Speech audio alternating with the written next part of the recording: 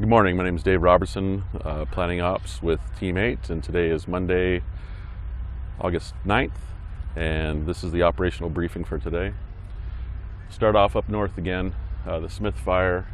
Smith Fire, we're continuing to try to hold it on the Dumont Creek Road with the limited resources we have. We've had fairly good success. We have had some rollout into the West Creek drainage, but nothing is shown as having started any new fires down there.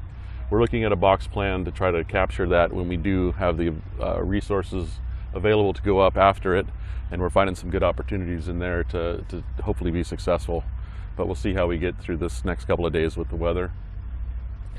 We'll move all the way down to the south end here, where we're having some good success as well.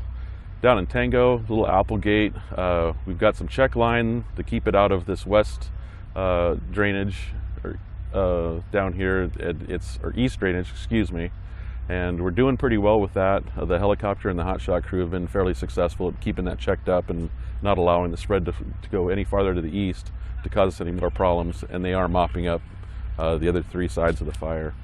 The rest of the fires down here that we've been working on are all in mop-up stage and are looking really good, which is going to give us the opportunity to remove some of those resources and redistribute them across the landscape to get on some of these other higher priority fires. Same thing for Division Zulu, Wildcat. We're just about got the line in, but as I've said the past couple of days, the terrain and the fuels that are there are being very resistant to our ability to get in and put in lines that we can actually work off of.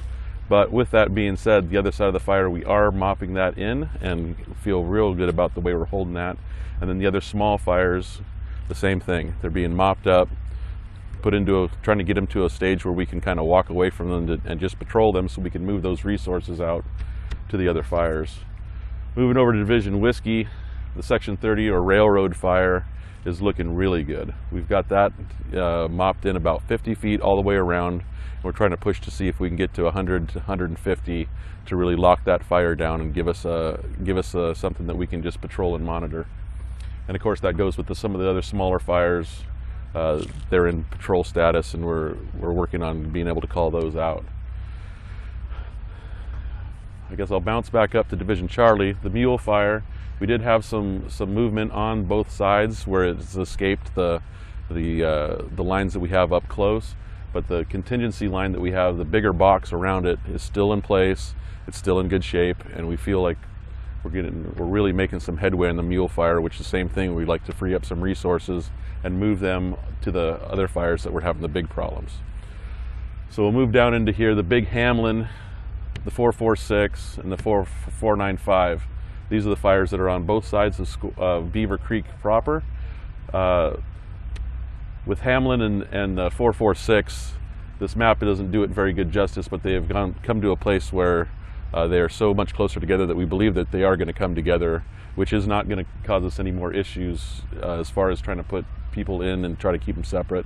So we'll see how that goes today, but yesterday the fire moved around quite a bit on its own. And with the weather forecast and that we have coming on us, that we feel like these are going to give us a lot more problems just because of the terrain, and especially the burn scar from the Whiskey fire of 2013. 495 up on top of the ridge above Beaver Creek, that one really gave us some problems yesterday. Yesterday it wanted to move downhill, and it moved downhill rapidly. It exceeded our expectations of how fast it would move downhill, and moved up to a mile downhill towards Jackson Creek in a matter of about 3 hours. With that, it's forcing our hand to come up with some sort of a strategy to try to put some fire on the ground in front of it, to try to slow it down, to try to keep it coming all the way down into Beaver Creek. But we don't know how well that's going to work due to the conditions that we're facing right now with the weather. So this one's really starting to give us some problems that we're not happy with, but we're going to do what we can to try to keep this as small as possible.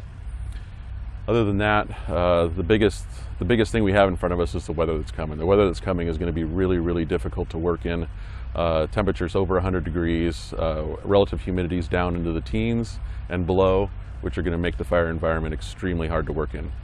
And that concludes it for today. Thank you.